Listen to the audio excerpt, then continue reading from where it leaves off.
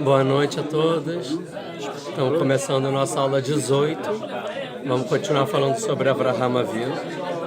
E essa aula vai ser muito interessante. Vamos ver questões que a gente não aprende assim de forma muito convencional, mas a gente vai ver aqui dentro do texto tudo mais como a Torá quer contar determinadas coisas que às vezes passa a nossa percepção. E a gente vai entrar em temas como hoje política, entrar como o nacionalismo. A gente já falou, passar um pouco sobre o cosmopolismo, né? A pessoa achar que é cidadão do mundo e não de uma nação. A gente vai ver temas assim. A gente vai entender finalmente o que Deus quer de Avraham e o que Avraham tem de novidade para o mundo. O que ele veio trazer para o mundo. Qual é o propósito de Avraham. E assim também a gente vai entender muito do propósito do povo judeu do mundo durante toda a história. E a gente pode dizer também hoje em dia, o que está acontecendo com o povo judeu, a gente vai conseguir entender melhor. Resumindo um pouco, a aula passada a gente falou então o quê?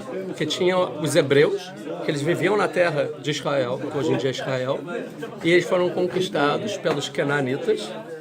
Os hebreus foram dispersados, foram perseguidos e foram exterminados de forma geral. E a Torá conta de uma família remanescente dos hebreus e vai contar como essa família vai voltar para suas origens, né? E como desse hebreu, dessa família, vai revolucionar o mundo inteiro, que o último hebreu, vamos dizer assim, vai ser o Avraham. E dessa família a gente vê que tinham várias pessoas. Primeiro é o Terah, o pai, e o Terah, a princípio, ele tenta se assimilar. E dentro da assimilação, ele vê que mesmo assim não dá certo. Quando um dos filhos morre queimado, lá em Ur-Kasdim, né, na terra dos caldeus, que matam o filho dele, Haran, e ele fala, uau, tem que fugir daqui, e sai. Para onde? Para a terra de Israel. Só que ele para no meio do caminho, em Aram, na cidade de Aram. E por quê? A gente vê que tinha um outro filho, então, que era o Nahor, irmão de Avraham, que esse Nahor, ele não vai com Terah, ou seja, ele já estava em Aram, já estava lá. Por quê? Porque, primeiro, o Rambam, eu falei isso ano passado, ele diz que lá era a terra mesmo que eles viviam. Desde que eles eram de Israel e tal, eles viviam lá em Aram. Lá eles viviam, ou seja, e era a língua nativa deles, ou seja, provavelmente Avraham e Nahor não nasceram em Eretz Israel, né? Eretz Ivri, a terra dos hebreus. Já tinham nascido na diáspora. E eles falavam aramaico, ou seja, lá é onde eles falavam aramaico, uma terra próspera entre ela na Mesopotâmia, né, entre o rio Tigre e Eufrates, ou seja, é o berço da humanidade naquela época. E lá não tinha princípio não é antissemitismo porque não é todos semitas, já é hebraísmo isso. E depois do anti-hebraísmo vai existir o anti-sionismo, né, que é ser contra os judeus, que é o anti-sionismo na linguagem de hoje. Não sou antissionista, não sou contra judeus, não sou antissemita, sou antissionista, ou seja, sionista é o anti-judeu e não o antissemita. Lá a gente vai ver que todo o propósito do povo judeu está ligado aí para a terra de Israel, que é a história de Avraham, que vai originar o povo judeu, que é a primeira coisa, vai para a terra de Israel, vai para a sua terra. Mas antes a gente não tinha anti-hebreísmo, né, que causou muitas mortes na época e tal. E Terah chegando com a sua família em Aram, o Nahor fala, por que não fica aqui? Vamos ficar aqui, tudo bem. Passam gerações, a gente vê que 2 gerações depois o filho de Nahor, que é Betuel, e o neto, Lavan, eles já estão totalmente assimilados. Por que estão totalmente assimilados? Que eles já se chamam Betuel Arami, ou seja, da cidade de Aram. Lavan a Arami. E Aram nem é ascendente deles, é de outra família de Shem, que eles são de Arpachad, e o Aram é um dos irmãos de Arpachad, ou seja, é outra linhagem de Shem, ou seja, eles se assimilam. Sim? Então a gente vê aqui que, na verdade, nessa altura do campeonato, tanto Avraham como Nahor, os 2 irmãos de Terah que sobreviveram, os 2 filhos, né, de Terah que sobreviveram, eles não divergiam em ideologia, os 2 pensavam a mesma coisa, que o objetivo do mundo é você se conectar com Deus, e Avraham que descobriu, vamos dizer, não descobriu, redescobriu o monoteísmo, Porque até naquela época tinham pessoas monoteístas. Por exemplo, a gente vai ver Malquitzedek, o rei de Jerusalém, por exemplo. Noé conviveu com Abraão.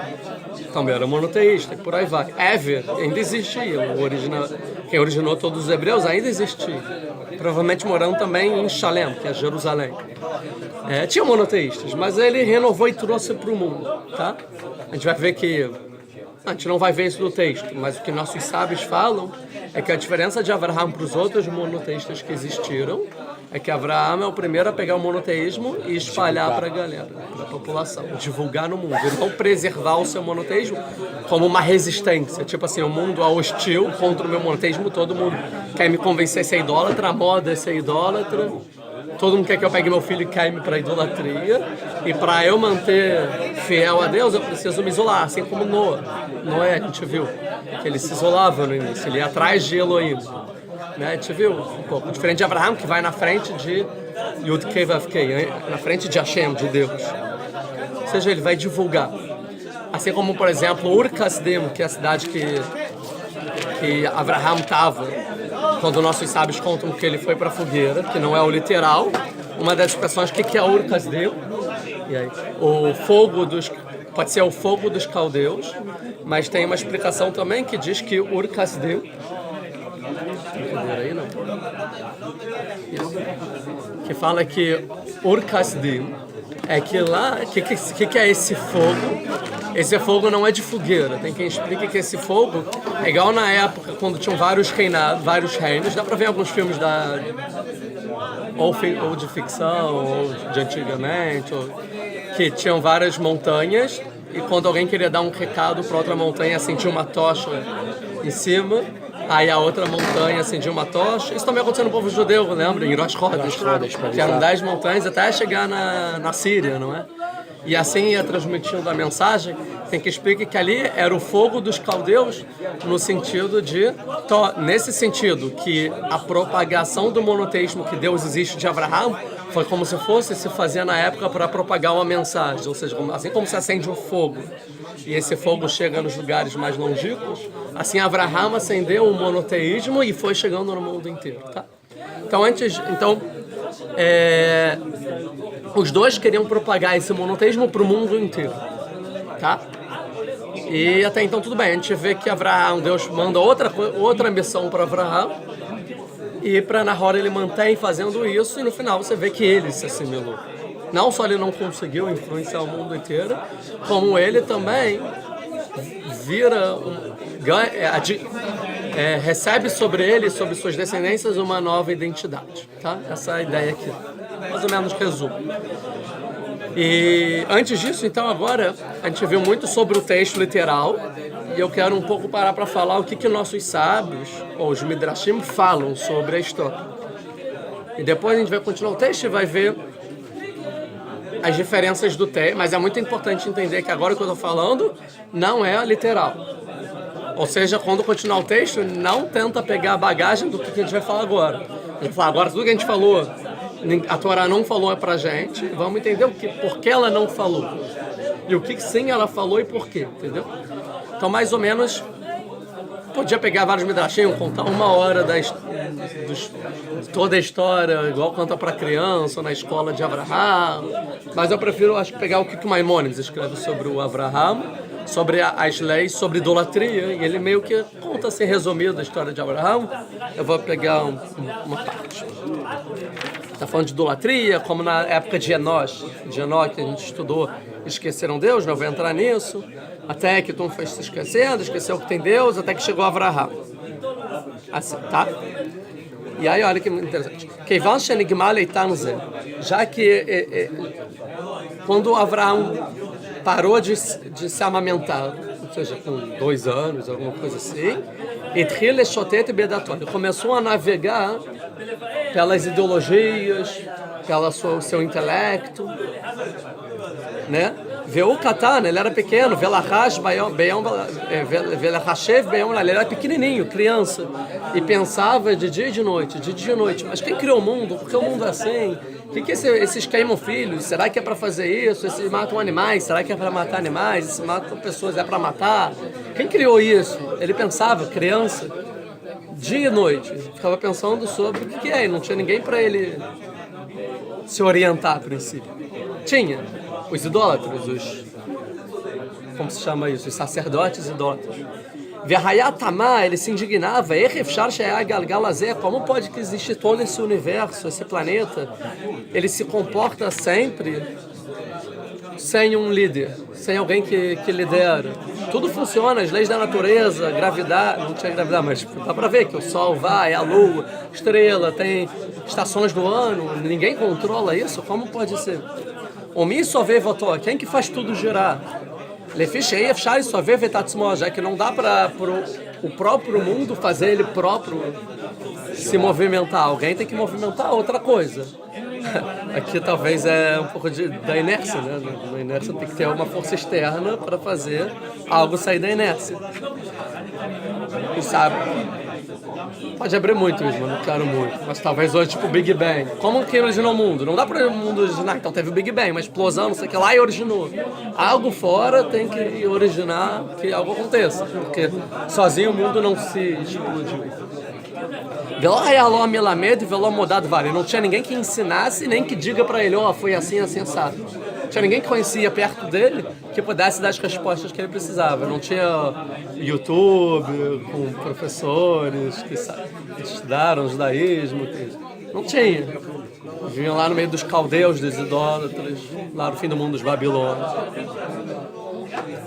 Ela mosca Beur Kasdim, ele estava enterrado lá, aprisionado dentro de Ur Kasdim, da cidade, Ben Ovdei Avodei Azará, dentro das pessoas que serviam a idolatrias, a Tipshim, que eram pessoas bobas, presas, não sabiam.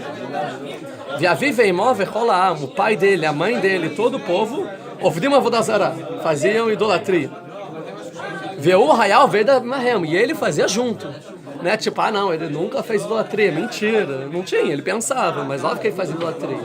Aqui a gente conta um pouco dessa ideia distorcida, e às vezes é uma resposta para muitas pessoas, ou que nasceram não religiosos, ou eu já pequei muito, eu não nasci no berço de ouro, ou pessoas que nem são judeus, que também nasceram na idolatria. Eu já fiz muita idolatria. Sim, claro, o pai, a mãe, a cultura. Mesmo que pensa, está fazendo idolatria. Abraham a mesma coisa. Interessante, Abraham fazia idolatria, o Maimonides deixa claro. Junto, não tinha que fazer, mas ele pensava. Será que está certo? Um pouco igual de Tro, né? A Jetró, o sogro de Moshe, que testou todas as idolatrias. Velibó Meshoteto, o coração dele viajava, o Mevim tentava entender até que ele pensou todas as hipóteses e alcançou o caminho verdadeiro. Vevin Kavatzedek, entendeu a linha da justiça, Midató, do seu próprio intelecto. Isso é interessante aqui. Do seu próprio intelecto, da sua cabeça. Ninguém contou para ele, ele não teve nenhuma revelação divina. Não é que ele viu Deus. Ele nunca viu Deus, nunca teve nenhum contato com Deus, nem com a divindade, nem com o Ruach HaKodesh, com presença divina, influência divina, alma, bruxaria, nada. Tudo intelectual. E ele intelectualmente ele entendeu que tem Deus. Intelectualmente, pelo próprio raciocínio, próprio intelecto. Racional. Tá? A Nechoná. Então ele entendeu. Entendeu que existe um Criador errado, e ele que lidera, ele que controla todo o cosmos. Né? Veu Barakol, ele criou tudo. Ven Bakol animtza Eloah chutz mimenu. E em tudo não existe nada a não ser esse Criador. Veadá Shekola Am Toim. Ele entendeu que todo mundo está errado. Ele conseguiu refutar todas as ideologias. Isso está errado por causa disso, disso, aquilo. Isso está errado, isso, aquilo. Ele vai contar daqui a pouco que Abraham escreveu livros. E na Gemara, em Avodazará, de idolatria, fala que Abraham escreveu 400 capítulos de Mishnayot sobre idolatria. E hoje em dia, quantos judeus tem? Quantos capítulos de idolatria os judeus têm que estudam tudo de idolatria, todas as leis? São quantos capítulos que a gente tem? Em nossas mãos, 5. Abraham escreveu 400. E óbvio que a escrita de Abraham era muito elevada do que de Rabi Yehuda Nassi que escreveu. Ou seja, ele escreveu sobre todas as idolatrias, sobre todas as ideologias, todas as estrelas, todos os deuses que existiam, refutando um por um. O que não pode fazer, por que está errado. tá todo mundo errado. Ele entendeu. Vedavar chegaram lahem letaltuzal. Ele entendeu o que gerou o erro. Não só o que está errado, porque eles estão errados. Ou seja, não é, eles são maus, estão errados. Não, existe um pensamento errado que baseia o erro da geração. Tem que mudar esse, né? Sheovdim metakohavim, que eles trabalham para as estrelas, Veitatsuró, que para as formas, imagens, Atchavad emet midator, até que eles perderam do intelecto dele a verdade. Aquela que eles perderam, que na verdade é o que ele conta antes, eu não falei, que antes eles entendiam que tinha um Deus criador, mas já que Deus fez, por exemplo, astros ou estrelas, e isso também é uma criação de Deus. Então vamos se ligar a Deus através do que a gente tem acesso.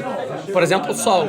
Então eles rezavam virados para o Sol, mas tendo a intenção que Deus criou o Sol. E o que eu consigo mais entender de Deus no mundo? O Sol.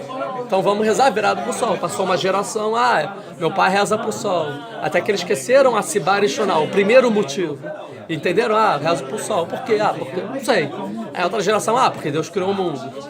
E assim foi virando as montanhas, as árvores, os animais e os seres humanos. Sim, então, eles perderam o motivo original. O Ben Arbaim Shana, e com 40 anos, então, Ekir Avraham et Boró, ele conheceu, então, entendeu quem é Deus, com 40 anos. Tá? É interessante que, se eu não me engano, a Torre de Babel é estudada quando Abraham tem 48 anos, a princípio, por muitas das opiniões. Tá? Com 40 anos ele chegou em Deus. Agora, a nossa história é quando Abraão tem 75 anos. Ou seja, a gente está falando aqui de 35 anos antes. Ou seja, desde que ele chegou para ele, tem Deus, até Deus falar pela primeira vez com ele, se passam 35 anos. Tá? Não é que ele conhecia o Deus e aí... E como ele conheceu Deus? Seu próprio intelecto. Ou seja, não tinha nada que provava, além do seu próprio raciocínio, que Deus existe. Já que ele soube, ele começou a responder al Bnei Or Kasdim, pessoal de Ur Kasdim, pessoal da cidade, começou, você está errado por causa disso, isso daí que você está falando está errado por causa dessa tese, a sua tese é essa, vou refutar, óbvio que não, e por aí vai. E os Midrashim contam, ele olhava o sol e falava, o sol, quem criou o mundo? O sol, olha, brilha. Aí anoiteceu, falou, o sol anoiteceu, cadê o sol? Então, cadê o sol? O sol morre. Aí apareceu a lua. Então a lua ganha do sol. Aí amanheceu, cadê a lua? Então o sol ganha da lua. Caraca, então é o sol e a lua. Então não é nem o sol nem a lua. Então o que é? Tem que ser alguma coisa além do sol e da lua. Ou seja, intelectualmente começou a filosofar essa ideia. E não faz sentido nem ser o sol nem a lua. Por aí vai. Então ele começou a responder, começou a ler ordem, começou a discutir, argumentar e provar, e o cara rebatia e ele ia lá. Velomar, tudo que vocês estão fazendo está tudo errado. Veshavar e Tetzlamim. E aí depois outro passo, ele quebrou as estátuas. Aquela história que ele foi trabalhar para o pai dele que saiu, ele quebrou, deixou só a maior. Aí ele falou, porque essa não é melhor, ela matou todo mundo. Tá. Mas a ideia aqui é que tinham ideologias diferentes, idolatrias diferentes. Sim? Aqui é um outro passo. Abraham não foi o primeiro só, então, a convencer. Ou seja, talvez Abraham foi o primeiro a entender com o próprio intelecto e não de recebimento que Deus existe. Abraham foi o primeiro a refutar o pessoal e provar que Deus existe. Abraham foi o primeiro no mundo a quebrar uma idolatria. Antigamente, a gente não quebrava a idolatria. Tem ela, mas eu estou aqui no meu canto. Ele foi o primeiro a chegar lá, quebrar a idolatria. Veitril Leodia Leam. Ele começou a ser conhecido. E começou a fazer o povo saber que não é propício você honrar algo, a não ser o Criador de tudo. Não tem que se curvar e sacrificar e aspergir coisas que deixa a biroima baía. Não precisa. Isso é besteira, todas essas estátuas. Que deixou tu para não errar, barrem colam, para o povo não errar, que ele chama medamim, que achava, isso é um Deus, tá? Que vai chegar a lechem bir yotav. Assim, quando todo mundo começou a conhecer ele, Bikesh Ameler Leorgó, o rei da cidade, que a gente conhece por tradição que era Nimrod, quis matar ele. Tem uma história aqui que o rei, antes de tentar matar, ele deixou Abraham preso 10 anos no poço. Depois de 10 anos, e aí, você ainda acredita no seu Deus? Sim. Então vamos te matar vivo, vamos ver se o seu Deus te salva. Porque no fogo, porque o Deus dos caldeus era o fogo. Ele falava que o Deus era o fogo, então vamos ver se o seu Deus é maior que o meu Deus. Meu Deus é o fogo, vou te queimar, vamos ver se você sobrevive. Vê na Sulanes, se aconteceu um milagre. Vê Yatzá le Hará, e ele saiu logo depois do milagre para Hará. Então a ideia é que saiu de casa dele e foi para Hará. Ele começou então a se posicionar e chamar com um nome grande, ou seja, falar para todo mundo, divulgar, Lecholam, para todo o povo, e saberem que tem um único Deus. Lechol Olam, no mundo inteiro, Velor Ayul Avod, e não pode trabalhar para nada, a não ser ele é o único que é propício a ser trabalhado, servir. Ele ia andando e falando e juntando o povo de cidade em cidade, de reinado em reinado. Não ficava parado, ele ia de lugar em lugar divulgando Deus. Até que chegou em Eretz Canaan, na terra de Israel, veio o Coré e chamou Deus, como está escrito, vai Kra Hashem Beshem Hashem. Chamou lá Beshem Hashem, o nome de Deus, Ela Olam, o Deus do mundo. E já que o povo se juntava, para ele, Veshoalim lo al dvarav, e ficava argumentando e perguntando, por que você diz isso? Porque meu pai falou aquilo, eu acho isso ia ser assado. Hayamodi alechol echad vechad kefidató, isso é muito importante. E ele respondia para cada um e um de acordo com a cabeça de cada um e um. Ou seja, não tem só um argumento, depende da vez da pessoa. E ele entendia o erro de cada pessoa e respondia para cada pessoa de uma forma diferente, provando que Deus existe. Até que fazia todo mundo voltar para o caminho certo.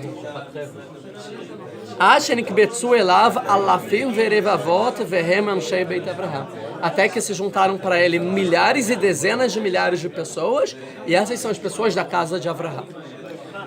Isso é uma curiosidade. E o Shem, cadê ele? Né? Então, o Shem ficava na cidade dele, servindo a Deus.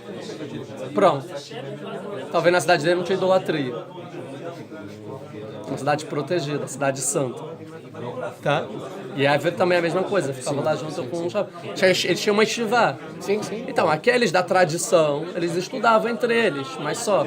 Não saíam de lá. Propagavam. Não propagavam nem ensinavam para os outros, ficavam lá, estudando. Tipo um mosteiro, tá? Então essa história aqui de que Abraham conta, bem mais filho ou de menos. Noah mesmo, né? Que? Bem filho de Noah mesmo, né? E também no programa. Sim, até aqui foi então a ideia aqui do Uram. Importante, tá? Se a gente parar até aqui, a gente vê o seguinte: com o que se parece Abraham nessa altura do campeonato, de acordo com essa história de Abraham? No mundo, quem se parece com Abraham?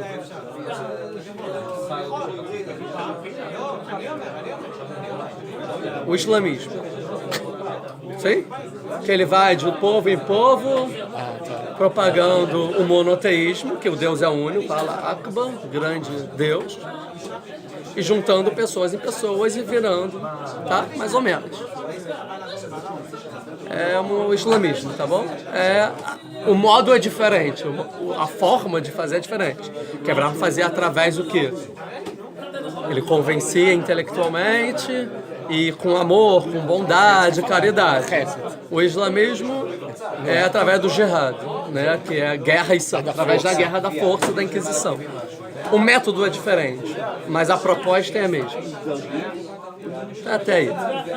Mas então a gente vai ver que Deus quer outra coisa para Abraham. Tá? A gente vai ver. Mas o cristianismo também, mas tem uma diferença, porque o cristianismo não é monoteísta. Não é, porque ele acredita na Trindade. E também acredita na materialização de Deus. Então não é monoteísta, então mais parecido, tá? Ou seja, essa ideia é sim, mas não a parte do monoteísmo. Enquanto o islamismo ele encaixa melhor. A gente vai ver melhor daqui a pouco. Mas então é o seguinte, até agora o que a gente viu aula passada, agora vamos voltar para o texto. Tá, isso tudo, o que os sábios contam, o que a gente aprendeu de tradição, Ótimo. 100% verdade, aconteceu. Tinham milhares de pessoas com Abraham. Tudo isso, ótimo. A Torá não cita nada disso. Ou seja, tem 3 coisas que a Torá não conta pra gente. Que ele descobriu o monoteísmo sozinho, que ele propagava o monoteísmo, por exemplo, pelo menos até agora ele não conta, vai contar no versículo 5. Não conta que ele propagava e tinha fiéis e não sei o que lá. A Torá não conta que ele quebra estátuas. E não conta que ele foi tacado no fogo, aconteceu um milagre e ele sobreviveu. E se isso aconteceu e não conta por uma boa razão. Por quê? Porque não é isso que a Torá quer que a gente saiba de Abraham. Não é o principal do Abraham. Isso tudo é secundário. Isso é só, vamos saber mais? Esse era o contexto histórico.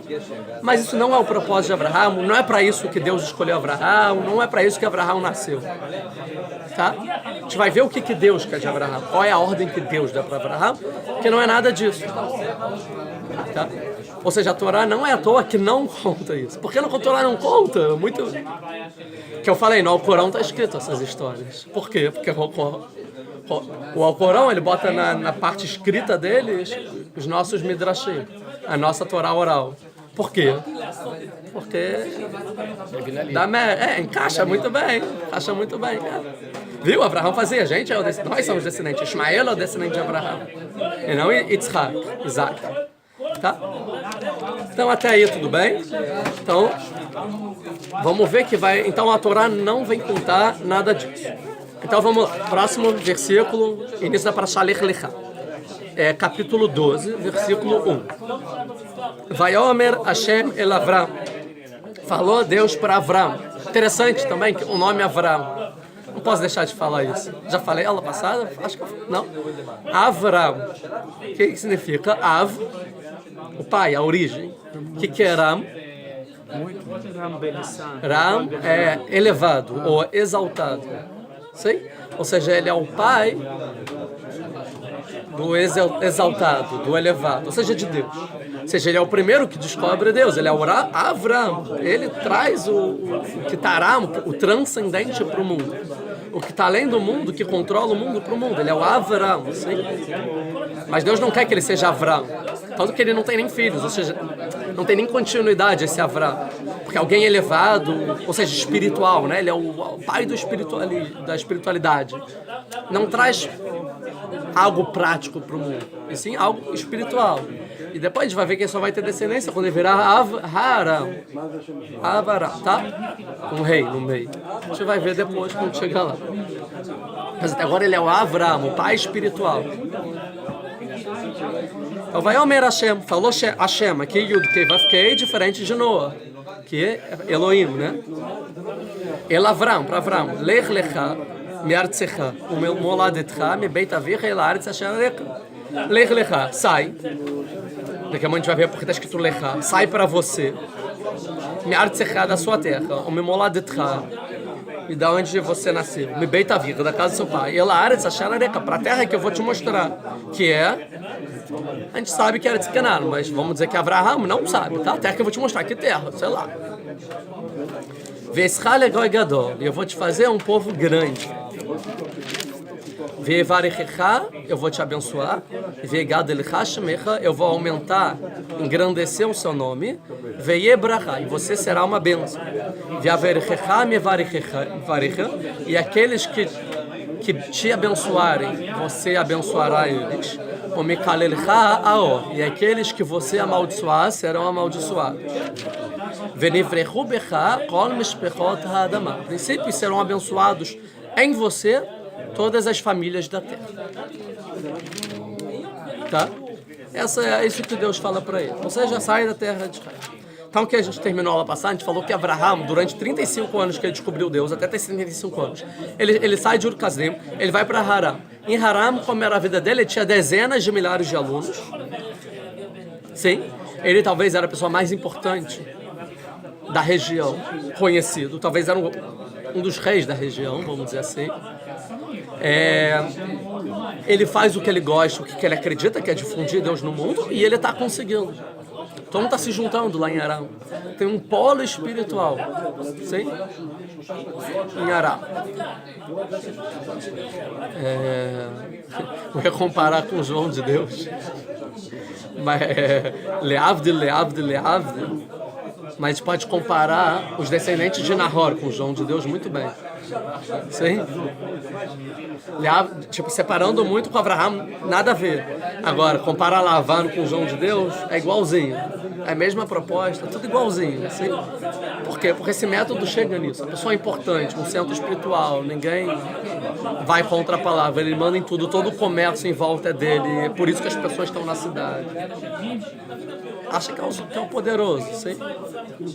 O que acontece com Lavan?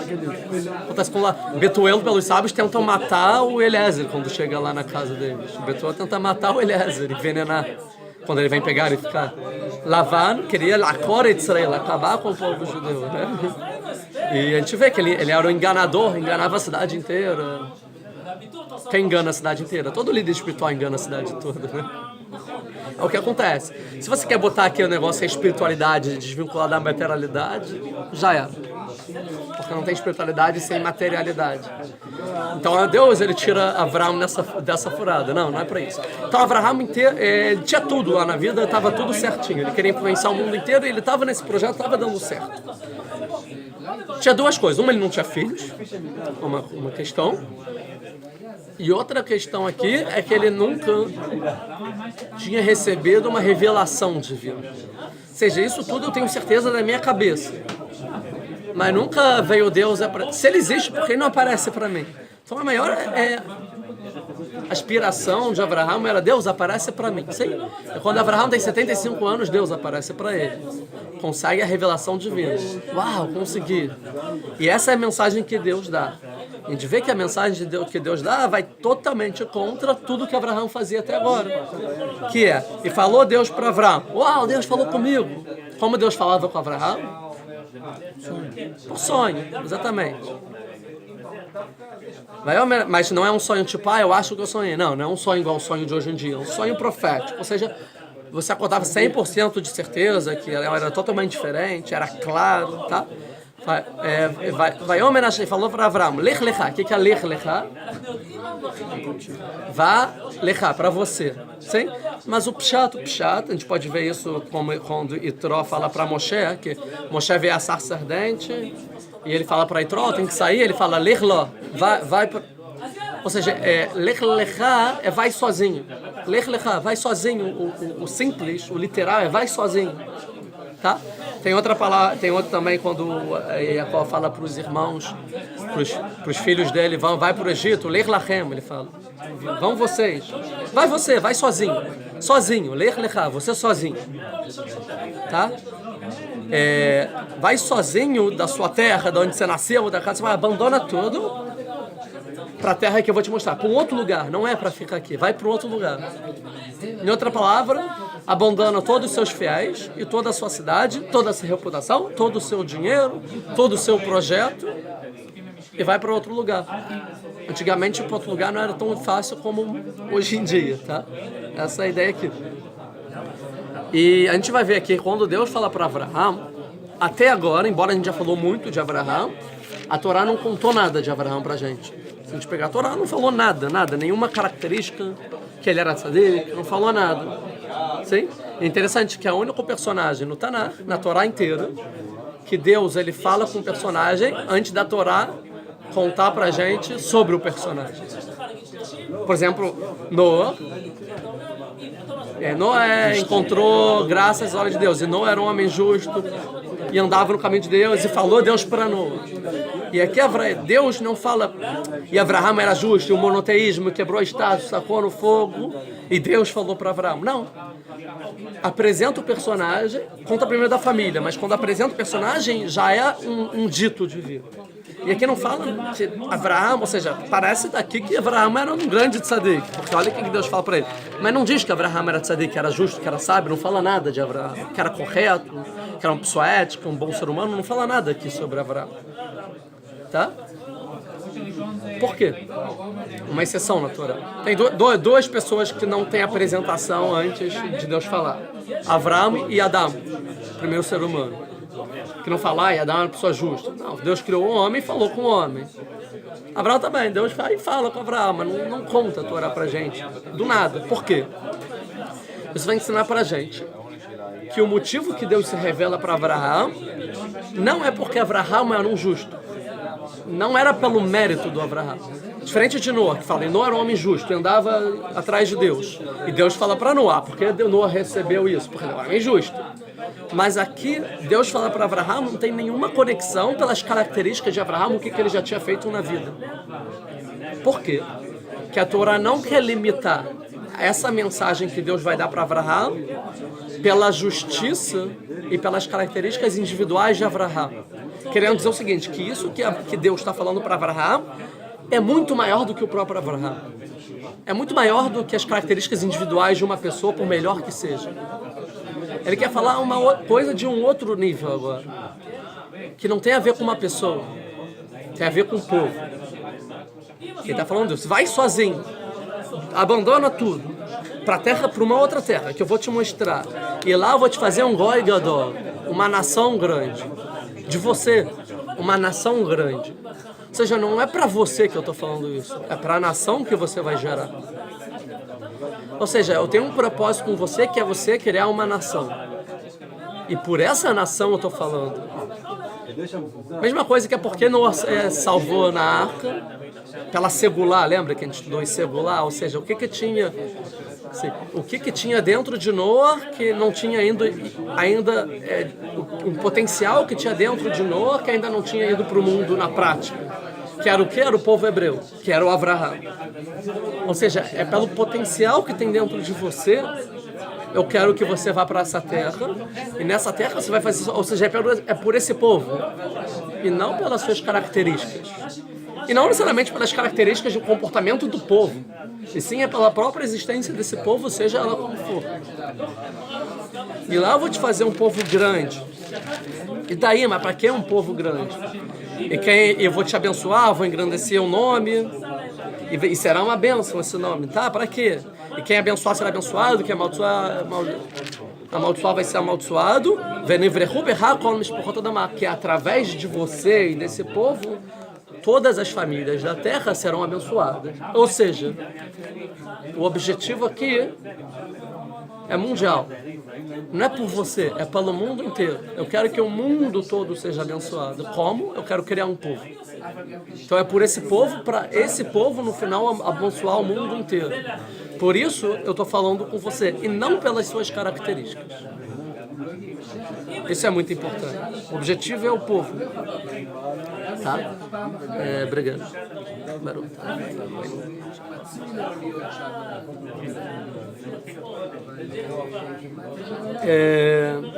Segundo, tá.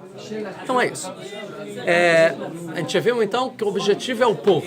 E qual é o objetivo do povo? Abençoar o mundo inteiro.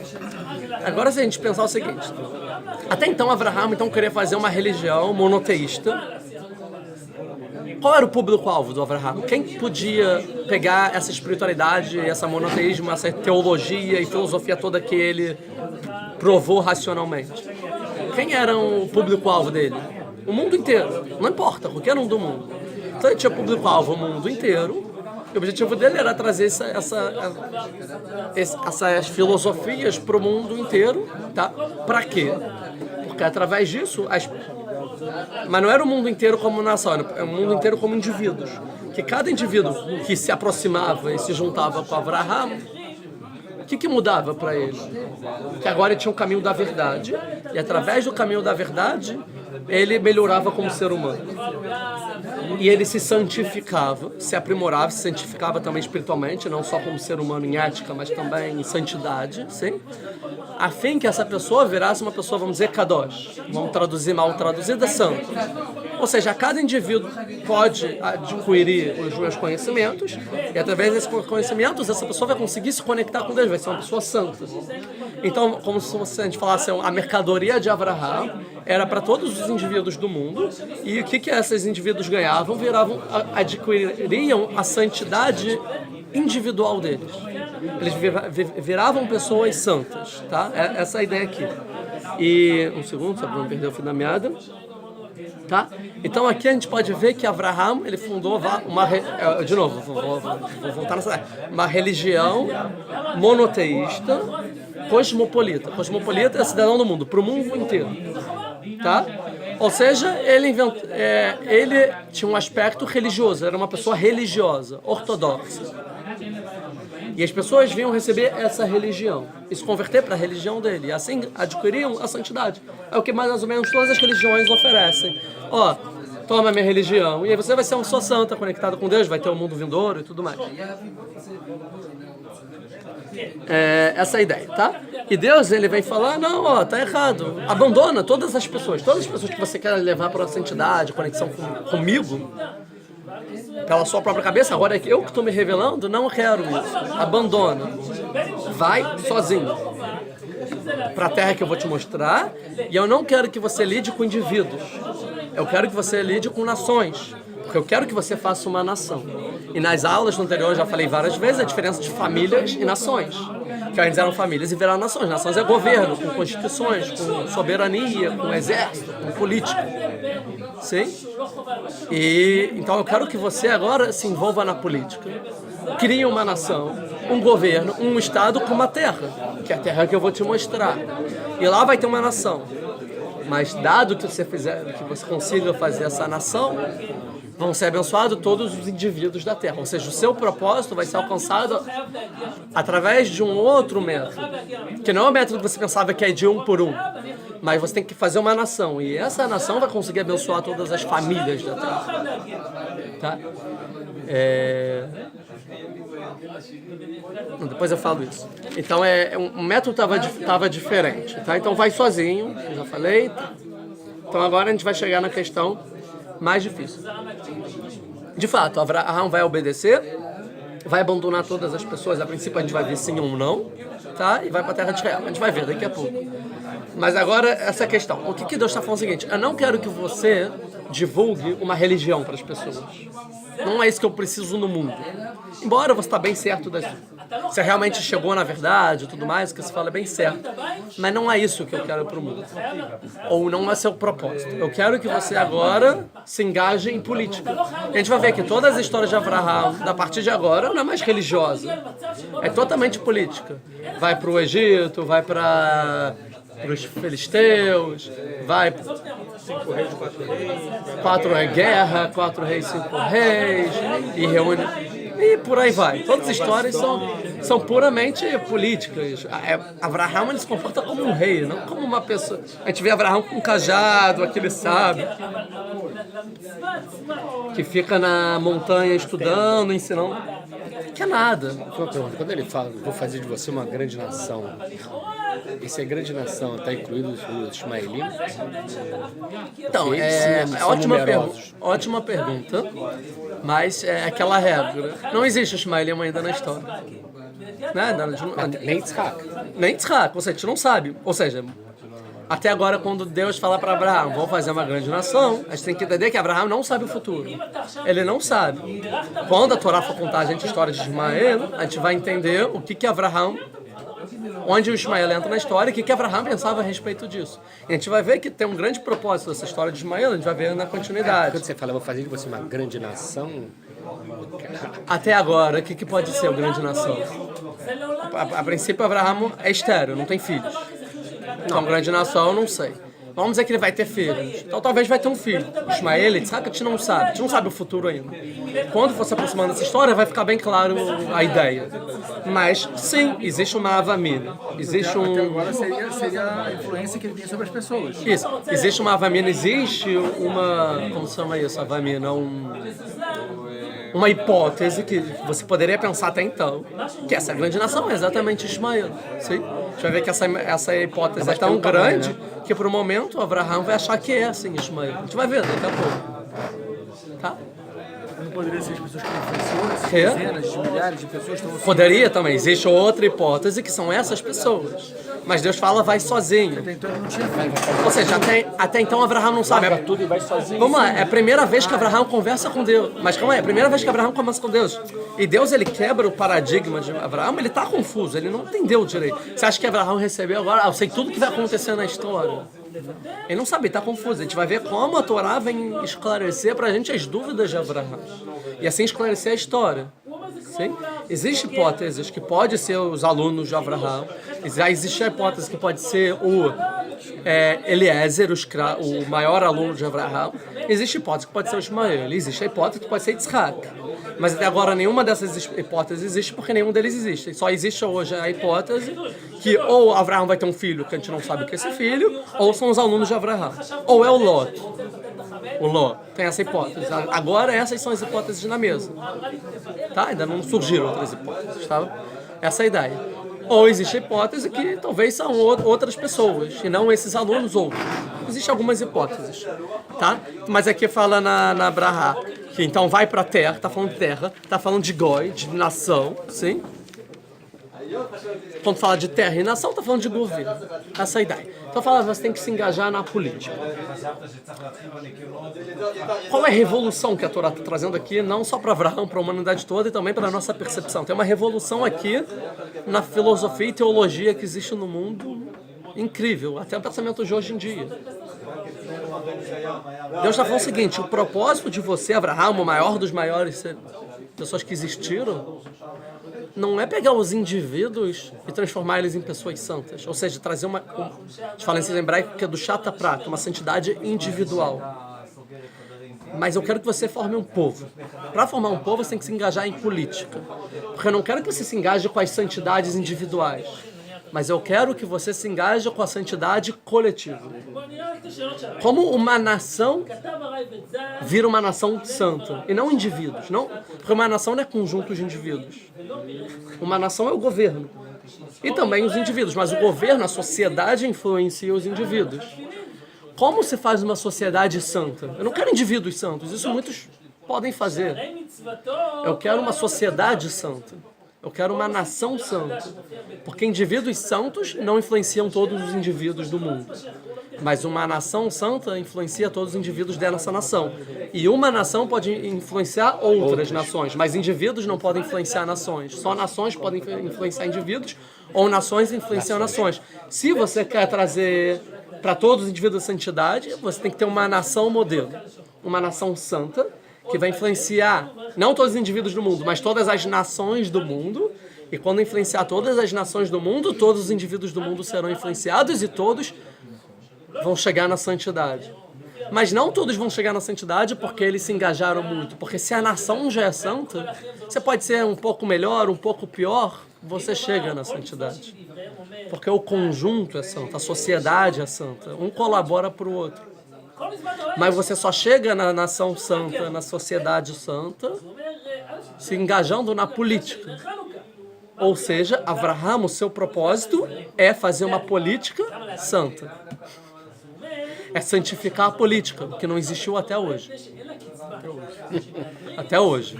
Existiu já. Shlomo, David Amélia, existiu.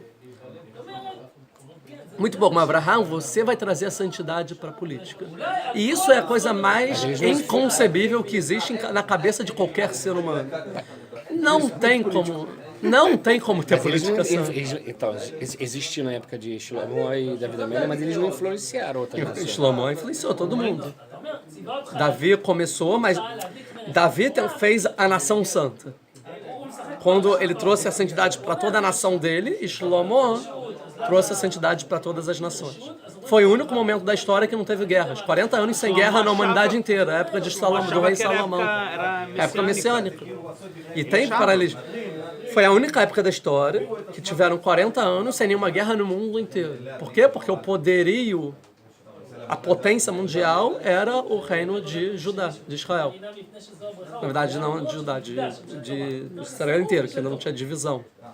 E o rei era Shlomo, que era tipo o Trump de hoje em dia, e ele influenciava com sabedoria o mundo inteiro, e julgava com sabedoria todo o mundo, e fez acordo, com todas as nações do mundo através de casamentos, e santificou todas as nações do mundo, todas. Teve paz na época de Shlomo, 40 anos. Depois, os descendentes começaram a brigar, dividiu Israel, dividiu as nações e voltou. A época messiana é isso, quando uma nação não vai mais lidar com guerra com a outra e as armas vão virar arados. Ou seja, vai ter paz de novo. Época da messiânica, ou seja, quando a nossa nação ser santa de fato e os indivíduos se santificarem por uma sociedade santa, todas as nações vão começar a se santificar. E aí o mundo inteiro, todos os indivíduos do mundo vão se santificar. É o propósito da criação, que é exatamente respondendo à Torre de Babel. Daqui a pouco eu entro melhor na Torre de Babel. Ou seja, mas se você... Vamos falar antes da política. Ninguém, hoje em dia, consegue acreditar que a política pode ser santa. Quando estou falando de santa, eu não estou falando de ética. Santa é além da ética. Tem ética. A ética não é santa, porque santa é ligada ao transcendente. Mas para ser santa, também tem que ser ética. É um pré-requisito dessa ética. Eu nem estou falando transcendental, estou falando só ética, só moral, só justa, correta. Isso a gente já acha que não, que o poder corrompe, não sei o que, não sei o que lá. Agora, não só ética como santa, a gente vai ver que Abraham faz uma política santa e ética. Abraham traz esse conceito para a humanidade. E o objetivo é que a humanidade chegue nisso, tá? Mas é muito difícil. Por quê? Porque qualquer pessoa que pensa, que estuda, que quer realmente ser uma pessoa boa no mundo, ele entende que eu não posso me conectar com política. Porque lá não dá para sobreviver. Não tem como. Ao contrário, nem com a política, com a sociedade eu não posso mais me interagir muito. Ou talvez com a minha família muito eu não posso mais interagir se está todo mundo errado e eu tento ser uma pessoa melhor. Quanto mais eu me conecto com os outros, mais difícil de eu conseguir chegar na santidade. Então, se eu quero chegar na santidade, o que eu tenho que fazer? Eu tenho que me isolar. Eu tenho que estudar, eu tenho que comer pouco, eu tenho que subir numa montanha alta, lugar espiritual, contemplar o mundo, pensar em Deus, e lá eu vou ser uma pessoa santa. Às vezes nem casar, que já no casamento já se casar já é muito difícil, ser santo e ético, porque briga com a esposa. Não... Às vezes nem ter filho também, que aí tem que educar o filho. Como eu vou ser santo? Como eu vou pensar em Deus? Esse é o normal de pensar. Quando a gente pensa em santidade, esse é o caminho normal, é isolar, se desvincular, certo? E isso todos os santos até hoje faziam, incluindo o Shem, né, o Ever, todos os motoristas, o Noah, todos os motoristas se isolavam e assim chegavam na santidade individual. Mas não pode viver assim. Por quê? Porque se todo mundo que é uma pessoa melhor e quer se santificar, ela tem que se isolar, você está falando que você deixa os outros. E quem são os outros que estão na política e não estão isolados? São as pessoas mais corruptas. Sim? E se todo mundo quer bem sai e fica os corruptos, está dizendo então que o mundo é mau. Ou seja, se todo mundo acha que a santidade é se isolando, você está dizendo o seguinte, que o mal sempre vence do bem. Porque o bem sempre vai ser minoria e sem influência, e se retrai, e o mal é o mundo inteiro, e o mundo sempre vai ser mal. Sim? E não só você tem uma ideologia pessimista, e achando que o mal ele é mais forte que o bem sempre, porque se o bem entrar no mal ele não vai conseguir. Como também você justifica o mal no mundo. Ah, porque esse político roubou? Ah, ele é político. Você queria o que roubou? Você vota em político roubo? Claro, corrupto? Claro, que político não é corrupto? Então esse é o melhor. Você justifica a corrupção. Você justifica a sujeira. Se você acha que o bem tem que fugir. Ao contrário. E tem que ser uma pessoa muito forte. Abraham, é você. Você sozinho vai fazer uma política e aí vai fazer um povo. E esse povo vai se engajar com política e não com religião. Mas uma política santa. E assim vai santificar o povo inteiro. E aí a gente vai mostrar, uau, existe uma política limpa. E quando mostrar isso, as outras nações vão ser influenciadas. E quando essas nações serem influenciadas, o mundo inteiro, também a individualidade de cada um vai se santificar. E aí vai resolver o problema da união do mundo inteiro. Que é você respeitar as individualidades. Sim? Mas santificar cada um na sua identidade, na sua individualidade, na sua nacionalidade. Essa é a ideia. Que é o papel que o nosso povo aqui em Israel hoje em dia está tentando fazer. A gente ainda está muito longe, mas estamos tentando fazer uma politicação, estamos no início, 70 anos. Mas estamos chegando lá. Quando a gente chegar lá, o mundo inteiro vai ver, uau, existe um exemplo que a gente desconhecia. Existe uma coisa que nem dava para pensar, que tinha governo. Dá para ter uma sociedade santa com políticos santos, governantes santos, não sabia disso. Uau, quero ser igual. E vai ter paz no mundo inteiro. Tá, essa é a ideia. O Ben-Noah é um indivíduo que quer se santificar. Sim, ele pode se converter. Aí é o indivíduo que quer entrar na santidade coletiva e não mais individual. É o convertido. Ou seja, o que vem morar na terra de Israel. A princípio, o convertido tem que vir morar na terra de Israel. Não faz sentido alguém se converter e morar em outro país sem ser terra de Israel hoje em dia. Não faz muito sentido, teoricamente. Tá? Embora cada um tenha suas dificuldades, já é uma muito grande, assim como tem judeus fora da terra de Israel, que também não faz muito sentido também hoje em dia. Óbvio que é um processo. Tá? Cada um tem a sua função e Deus sabe o que faz também. Não queria entrar nessa polêmica. Mas vamos lá. Essa é a ideia. A gente vai ver, por exemplo, que eu falei a aula passada, que é exatamente o Jesus, ele faz o caminho inverso. Ele sai do povo e cria um monoteísmo individual para pessoas. Não são mais 12 tribos, são 12 missionários, ou seja, 12 propagadores de fé no mundo. Sim, a gente vê isso.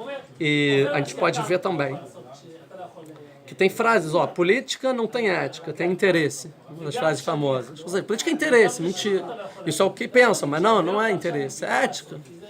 Ou seja, as pessoas, geralmente são filosofias cristãs, isso, ocidentais, cristãs, que a política não tem ética, é interesse. É um jogo de interesses a política, não tem ética. Se você quiser falar de ética, não fala dentro da política. A política você não pode, porque se você comporta com ética, quem escreve isso, se você comporta com ética, você vai ser jogado para trás, ficar para trás, você não vai entrar. Então tem que ter interesse, jogo de interesse. Isso é o que pensa. Ou então, o que está escrito, dá a César o que é de César e dá a Deus o que é de Deus. Sem falar, ou seja, você quer falar de ética, dá para Deus o que é de Deus. Agora, você quer falar de governo, dá para o César o que é de César. Você quer entrar na política, esquece Deus, esquece ética. Não é pecado, como se fosse você ser ético dentro da política, porque você vai contra os interesses da nação. São ideias totalmente contrárias, tá? Mais um ponto só para corroborar essa ideia, que é talvez o livro mais destacado sobre política na questão de contratualismo, que é a do Thomas Hobbes, que é o Leviatã, exatamente, que foi escrito em 1651, tá? 1651, livro Leviatã, que Leviatã está na Bíblia, tá? Mas no Torá, só que ele bota esse livro não pelo sentido que tem na Torá, mas sim no sentido que se tinha no cristianismo. No cristianismo, Leviatã é uma criatura, como se fala isso? Não fictícia, mitológica. Isso é mal, é um monstro mitológico, tá? É um monstro mitológico, tá? E o que ele fala? Ele fala o seguinte, que o homem ele é mau por natureza. O ser humano, o indivíduo, ele é mau por natureza. E se você deixar os homens como indivíduos, eles vão se autodestruir. Só tem uma forma dos homens conseguirem não se autodestruir, que é você criar um governo sobre eles. Esse governo pode ser uma pessoa só ou pode ser um grupo de pessoas que eles escolhem para ser os soberanos sobre eles. E vão ter contratos entre governantes e os governados, tá? Que ele vai dizer, não vou entrar nisso. E o governo é a única forma da sociedade sobreviver, tá?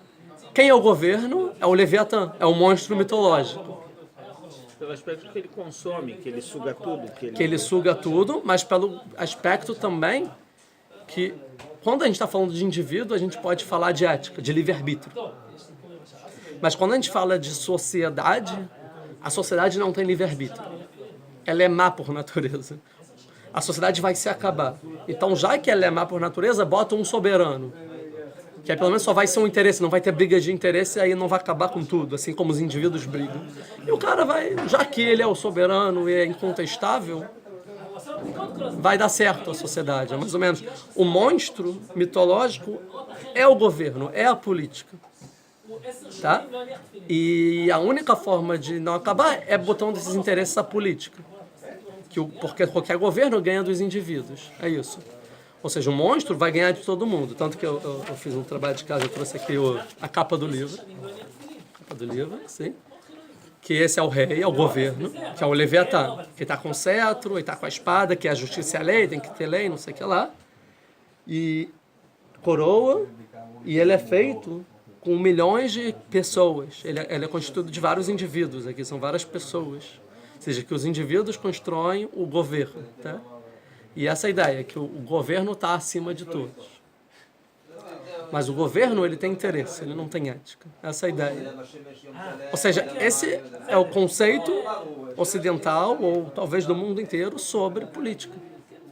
A política é má, tem interesse, não tem a ver com ética. É ruim ter ética no governo. Ou seja, e nunca nenhum indivíduo vai ganhar no governo quer dizer, então, que o mal sempre vai prevalecer no mundo. E por mais que você seja uma pessoa boa e influencie o mundo inteiro, o mundo vai continuar sendo mal. No fim das contas, tá? O que Deus fala?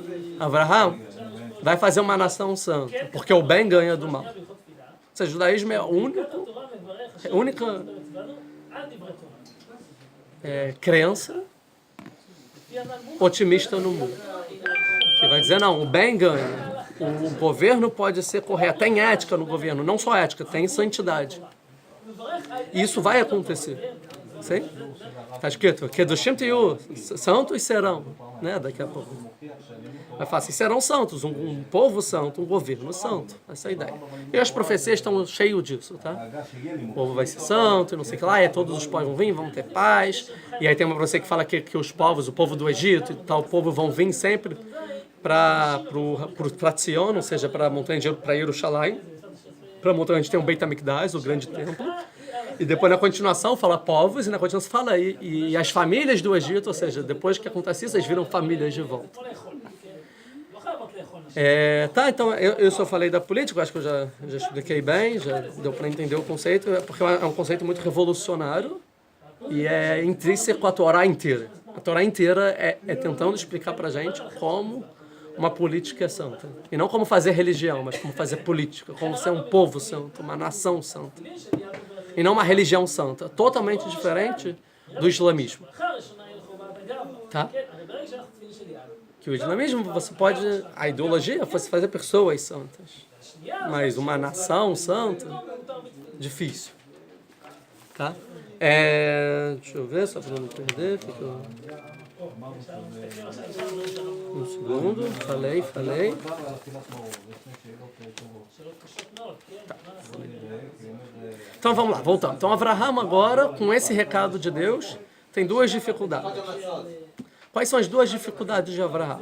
Uma, eu tenho que abandonar tudo que eu fiz e fazer uma nação que nem existe. E todos os meus alunos, a ligação de um rabino verdadeiro com seus alunos é muito grande. E minha família, e tudo que eu estou fazendo, na verdade, toda a minha ideologia de vida, tudo que eu montei, tudo que eu pensei para mudar o mundo, eu vou ter que abandonar tudo isso. Um pensamento de Abraham. E outra dificuldade para Abraham é que você sair de uma ideia cosmopolita e criar uma nacionalidade soa um pouco tudo contra o que Abraham sempre pensou. Ou seja, é um egoísmo. Que uma nação é um egoísmo ampliado. Como assim? Um egoísta é uma pessoa que só pensa em si mesmo. Uma pessoa nacionalista, ele pensa só no seu povo. Ou seja, tá, é ampliado. Mas só um povo. O resto não me interessa. O resto é outro povo. Já falei muito sobre isso também. É um egoísmo ampliado. E eu que entendo que eu tenho que resolver o problema do mundo inteiro. Você quer que eu faça uma nação? E esqueça o resto do mundo? Não só esqueça como as pessoas que eu já estou trabalhando, eu deixe para lá, deixe de lado. Então são dois problemas. A nacionalidade é um problema. E a política, e ser uma política e não religião é um segundo problema. Tem dois problemas muito grandes para Abraham aqui, no que Abraham entendia como a proposta dele para o mundo. Tá? E como vai explicar essas duas ideias? Da política a gente já explicou, que dá para ser santo assim, e sobre a nacionalidade, como se explica. Então a ideia é o seguinte, tem que voltar na Torre de Babel, que o mundo eram indivíduos, fizeram pecados, teve o dilúvio. Aí depois viraram povos, nacionalidades. Essas nacionalidades começaram a ter guerras. E aí teve Babel. Não, vamos unificar todo mundo junto.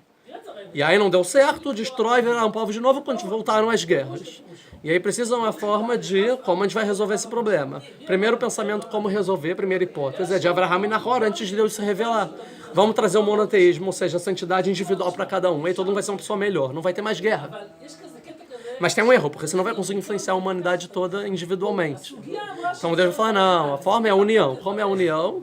Você cria uma nação e essa nação vai influenciar todas as nações e aí essas nações vão influenciar todos os indivíduos. Tá? Mas como a gente resolve o problema da nacionalidade ser um pouco preconceituosa? Que é o que qualquer pessoa de esquerda que se preste e socialista que estudou, é o que ele pensa, é o problema da direita e do nacionalismo. É isso que é preconceituoso, é limitador, né? Porque a gente é do mundo inteiro. Qualquer pessoa de esquerda é do mundo inteiro. Não tem que ter restrição, a gente tem que amar todo mundo. Beatles, paz e amor. Não tem que ter barreiras, não tem que ter fronteiras. É a briga entre esquerda e direita. A gente vai no Brasil, é ser um pouco mais nacionalista. O pessoal que veste... Tem a pessoa que veste a camisa do Brasil é de direita. A pessoa que veste uma camisa do grupo deles, que tenta conectar com todas as pessoas que pensam assim do mundo inteiro, é de esquerda. Porque para a esquerda não tem limite da nação. Tá certo. Porque a nação é limitadora. Agora, como não vai ter nação, como se organizar também? Então são dois extremos e tem que conseguir... É isso que o Brasil não entende. O Brasil ninguém, que a direita e a esquerda, não consegue entender que os dois estão errados. Tem que ter um pulo do gato, que é o que Deus está revelando, a Torá está revelando para a gente agora onde é o pulo do gato. Ou seja, qualquer nação, ela é egoísta, ela é má. Porque só quer pensar em si. Quais nações? 70 nações. Foram 70 nações que existiram, sim? Como elas existiram a partir do território. Tinham territórios e viraram nações.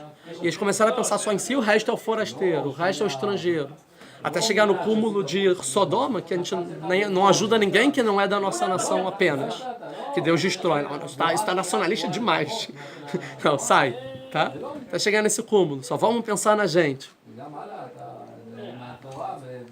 Mas Deus, ele tem outra ideia. Ele fala assim, são 70 nações. Tenho que criar uma nova nação. A nação número 71. Essa é a única nação que vai ser criada antes de existir uma terra. Porque então tinha terra e virou nação. Ou seja, você vira nação porque são as pessoas que moravam lá, tinham que se organizar. Não. Primeiro eu vou criar a nação. Que é Abraham, você vai fazer uma nação. Agora você vai para a sua terra. A gente vai ver de fato o povo judeu virar nação no Egito. Na saída do Egito. E lá a gente tem a nossa Constituição. Geralmente tem uma terra, nação, depois Constituição. E no meio do deserto a gente vai ganhar a nossa Constituição. Primeiro vocês vão treinar essas leis. Primeiro vocês vão treinar a ser nação. Depois vocês vão para a terra. É uma nação sem terra. É totalmente diferente de qualquer nação que seja. Uma 71 eu vou criar. E essa nação 71 qual o objetivo? Influenciar todas as outras 70 e abençoar todas elas. E através dela, todas as famílias da terra serão abençoadas. Ou seja, quando você cria uma nação para tentar se organizar, melhorar de vida, para excluir o resto, é egoísmo. Agora, o povo judeu de origem é a única nação que foi criada na história com o objetivo dela é influenciar o mundo inteiro. Ou seja, é uma ideologia cosmopolita de esquerda, mas para isso você precisa criar uma nacionalidade que é de direita. É uma direita com objetivo esquerdista, vamos dizer assim. É uma nacionalidade universal, a gente pode chamar. O povo judeu, Deus estava querendo que Abraham criasse uma nacionalidade universal, com propósito para o mundo inteiro e não só para si. Nunca esse povo pode pensar só em si. Senão já era. É universal. É para abençoar todas as famílias da terra, todos os indivíduos que existem no mundo. Esse é o objetivo da nação. E aqui é o pulo do gato de Deus que ele revela através de profecia para Abraham. Sim? Então esses são os dois pontos que Abraham tem ideia e ele ainda não entende muito bem, embora eu já expliquei, ele não entende muito bem, a gente vai ver como a história isso vai sendo explicado melhor, tá? Mas aqui, vamos se deter aqui no Venivrechu becha kol mishpechot adamah, e será abençoada por você todas as famílias da terra, certo? Em você. Isso, é em você, muito bom. O que é Venivrehu? Que eu traduzi como abençoar, mas não é. Será abençoado. Mas não é. Não, tinha que ser Nitbarehu, ou algo parecido, não Venivrehu. Não, mas aí nitvarehu seria reflexivo. Sim, em você. Não, mas seria reflexivo. Sim, calma O aí. nivrehu seria passivo. Sim, mas Venivrehu não é de bracha. Cadê? Eu choro essa Eu cheguei a escrever aqui como deveria ser exatamente. B3 Rav. Não achei, calma. Cara, não tô achando. Mas Venivrehu não é. Tanto que, por exemplo, pegar o Riskuni aqui, ele fala, Lashon Mavrich. Ou seja, não é linguagem de bracha. É linguagem de. Aqui pelo Riskuni, por exemplo. Mavrich ou Markiv. O que é Mavrich ou Markiv? Mavrich eu não sei o nome em português. Mas é o seguinte: tem uma árvore, tá? E você quer frutífero. E você quer plantar outra árvore. Um dos métodos é você pega um ramo dessa árvore, dessa planta, você enfia na terra, rega e aí vai nascer uma outra árvore. Isso se chama, Mavrich. Tem na Mishnah esse verbo, ou seja, Nivrehu é isso, é você plantar uma árvore através de outra árvore. Você pega o ramo da árvore, bota na terra e através dela nasce uma árvore nova. Isso é Venivrehu Becha. Ou seja, interessante. Ou seja, o que são os 70 povos? Nesse exemplo, são 70 árvores. Cada nacionalidade é uma árvore. Frutífera ou infrutífera, 70 árvores, tá bom? O que é Avraham na metáfora aqui? Está escrito Venivrehu Becha. Então a gente vai pegar o ramo dessas 70 árvores e em Avraham vai botar para nascer uma nova árvore. Quem é Avraham? É a terra. Avraham é a terra. Venivrehu Becha. A gente vai fazer isso em você. Você faz isso na terra, ou seja, Avraham é a terra. As árvores são as 70 nacionalidades. Então é isso. Venivrehu Becha kol mishpechot adamah. Todas as famílias da terra. Ou seja, que todas as famílias da terra vão fazer essa arcavá, né? Que é você botar o ramo da nacionalidade deles na sua terra. E aí vai nascer uma árvore nova que é o povo judeu. A nacionalidade nova. Querendo dizer o seguinte, o que é o povo judeu por origem? É a mistura de todas as nacionalidades que existem no mundo. Das 70 nacionalidades, se você misturar tudo, bater no liquidificador e tal, fazer uma coisa, é o povo judeu. Tem 70 nacionalidades juntas. No povo judeu tem um aspecto de lidar com todas as nações que existem no mundo e conversar na língua, cada uma por uma. Essa é a ideia. Venivrehu Becha. O Avraham não é a árvore, é a terra. É onde tudo vai ser plantado e regado. Onde tudo vai nascer, onde vai nascer a nova árvore. O Rav Kook, ele chama o povo judeu Aspaklara Shekol Almot. Aspaklara é a lente, como se fosse... É a lente de todos, que é como se fosse translúcido, de todos os povos. Ou seja, você vê todas... Se cada povo, por exemplo, se cada povo fosse uma cor, esse povo é vermelho, esse é amarelo. Qual é a cor do povo judeu? Não, transparente. Porque cada um consegue olhar no povo judeu a sua característica, a sua identidade, essa é a ideia. Sim? Tem umas frases aqui em Profetas, ó. Isaías, vai anak chalev goim, e vai ser e o povo judeu vai ser amamentado pelo leite dos goim, que a gente é abençoado pelo leite dos outros povos, de todos os outros povos. Tinha mais uma frase, esqueci. Sim. Asher bacharbanu mikolamim venatalanu etorato. Deus, bacharbanu, nos escolheu. Mikolamim. O que é mikolamim? De todos os povos, ou seja, de cada povo e povo. Ele foi escolhendo, e a gente tem a característica de cada povo e povo. E nos deu a Torá. A gente tem a característica de todos os povos. Nós somos um povo universal. Tanto que tem os estrangeiros. E todo povo judeu é estrangeiro. É convertido. Todo povo judeu. Pelo menos converteu no Matan Torá, na entrega da Torá. Tanto que uma pessoa que se converte, ele se chama Ger, estrangeiro, certo? Mas como é o ato de se converter na Torá? Leit Gayer. O que é Leit Gayer? Fazer estrangeiro. Se tornar um estrangeiro. Certo? Leit Gayer é se virar um estrangeiro. O povo judeu é um povo estrangeiro. Cada nacionalidade tem a sua, mas se ele quer virar judeu, ele tem que Leit Gayer, ele tem que virar um estrangeiro, que o povo judeu é um povo estrangeiro, de convertidos, de pessoas de todas as tendências, de todo. A gente vê dentro da discussão, dentro de um povo judeu, tem 2 judeus, tem quantas sinagogas, certo? Tem todas as ideologias, estão na sociedade israelense, quantas ideologias tem, sim? E aqui, por exemplo, é o único lugar talvez que o socialismo também deu certo, o capitalismo dá certo, tudo dá certo aqui. Cada um na sua vertente. Não vou entrar para não ficar sobre sionismo e socialismo, que a princípio são 2 coisas antagônicas. Sionismo é nacionalismo, sim? O que tentam vincular fascismo e nazismo, não sei o que lá. Mas não, é nacionalismo. E socialismo é cosmopolismo. Então, como existe um socialista nacionalista, ou seja, um sionista, não faz nenhum sentido, tá? Aí teve um pensador, Ber Borochov, na época, amigo de Marx, na época, lá.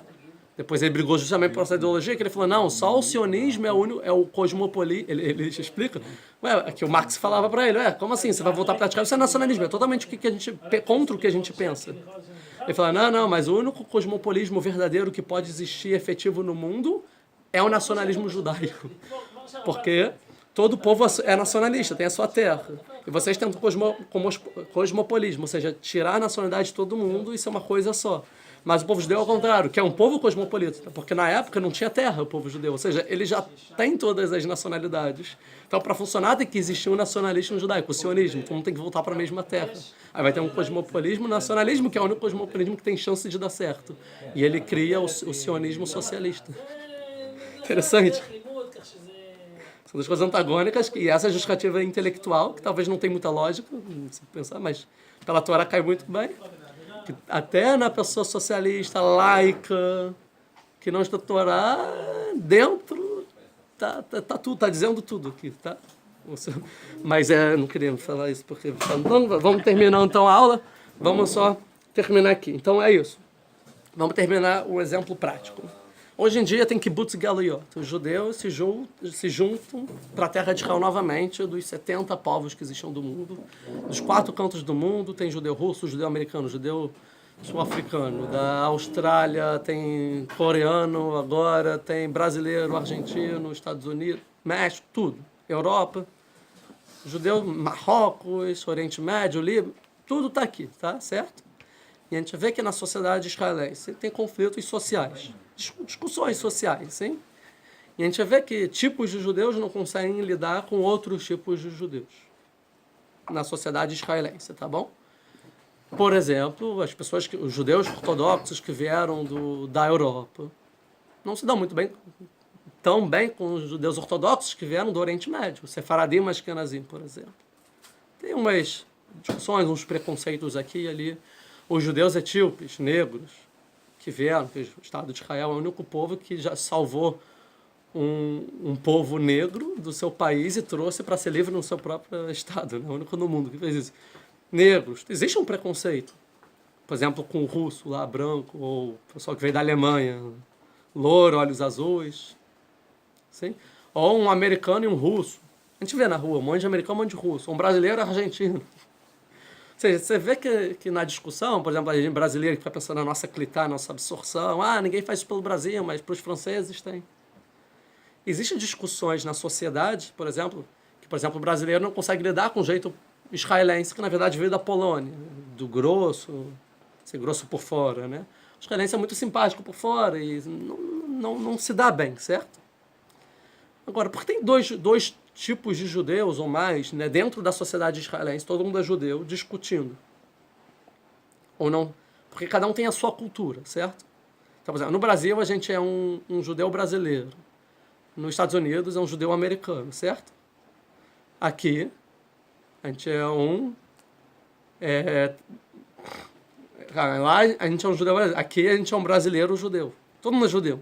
A diferença é que a gente é brasileiro, o outro é americano, o outro é argentino, o outro... Certo? E quando cada grupo desses estão dentro da sociedade israelense discutindo, por que esse acha A e esse acha B? Não pelo judaísmo que tem nos dois, mas sim pela cultura que eles receberam. Então a gente pode dizer que a essência, por exemplo, vamos supor, o brasileiro está discutindo com o argentino, cada um por causa da sua cultura.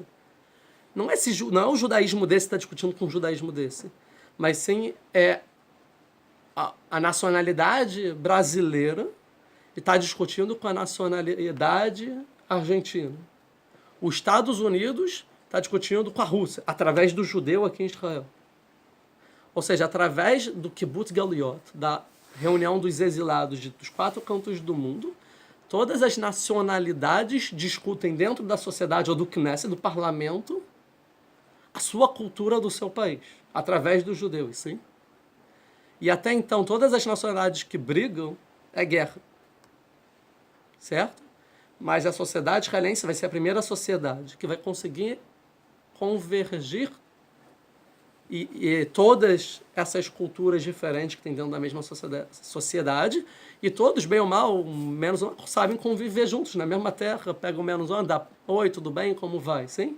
Então, quando um socialista russo tal conversa com um americano capitalista, um brasileiro com um europeu, um francês com um inglês, e são amigos e rezam na mesma sinagoga às vezes, ou estão no mesmo bairro, é o conflito que existe no mundo que nunca foi resolvido, sendo resolvido aqui na terra de Israel pelos judeus. Porque, na verdade, não é esse judeu que está fazendo paz com esse, é o Brasil que está fazendo paz com a Argentina. É a cultura brasileira. E quando os judeus conseguem viver em paz aqui, cada um com a sua origem, e contribuir com a sua individualidade que veio para essa sociedade, é uma resposta para o mundo toda de esperança, que fala, não, o mundo pode ter paz. Porque os judeus conseguiram ser faltados 4 cantos do mundo e ter paz, o judaísmo, Deus conseguiu, e a terra conseguiu reunir todo mundo na mesma sociedade, construir uma sociedade santa. Então quer dizer que cada país também consegue fazer paz com o outro. E quando os judeus conseguirem fazer essa sociedade santa e resolver os seus problemas sociais e conviver em paz, porque a gente já convive em paz, não pode dizer, o judeu não mata outro judeu, por exemplo, não existe isso. E seus problemas conviver ou por ideologia, ou por nacionalidade, ou por cultura, ou até por religiosidade, não religiosos e religiosos, e consegue dentro dessa terra conviver, é uma resposta para o mundo todo. Viu? Vocês podem também viver em paz. Todas as outras nacionalidades. Então a gente vê aqui como a vinda hoje em dia da terra de Israel também é um problema, é uma solução para as nacionalidades que existem no mundo inteiro, para todos os países e para a paz mundial. É a solução da paz mundial. É a gente viver aqui na terra de Israel e fazer a nossa sociedade, é o que vai resolver a paz do mundo inteiro. A gente vai ver como nos anos que advirão, isso vai acontecer na prática. A gente vai ver com os nossos próprios olhos todo mundo. É só esperar, né, e ver. A gente vai trabalhando e vai vendo. Então, é isso. Resumindo, então, até agora a gente tem 3 religiões. O Islã, que é monoteísta, cosmopolita. O cristianismo, que não é monoteísta, tá? Mas é cosmopolita, sim. O judaísmo, que não é cosmopolita, tá? E é monoteísta, mas não é uma religião também. Porque Deus não quer que ele propague uma religião. E sim que é o judaísmo. Eu sublinho aqui a frase correta em negrito, só para terminar. Ou não? Hoje eu não estou achando nada que eu escrevi. Um segundo só para terminar.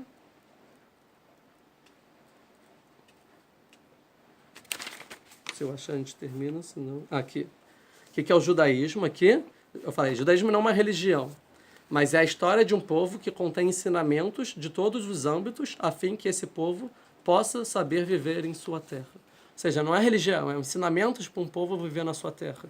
E vivendo na sua terra e construindo sua nacionalidade, a gente vai conseguir influenciar o mundo inteiro. E só assim o mundo vai ter paz, porque realmente as armas vão virar arados e tudo mais. Então, terminando é isso. Então, a gente vai ver que Abraão tem essas dificuldades. Não foi nada fácil o que Deus contou para Abraão. E a hora que vem a gente vai ver como Abraão se comporta depois desse chamado de vida. O que ele faz, o que vai acontecer. Então, na história, a gente vai ver realmente dentro do texto. Vamos andar mais com o texto de vez, tá bom? Muito obrigado a todos que acompanharam até agora. Continuem vendo os vídeos. Curtam, compartilhem, se inscrevam na página no YouTube. Ilan Nigre. E nos vemos na próxima.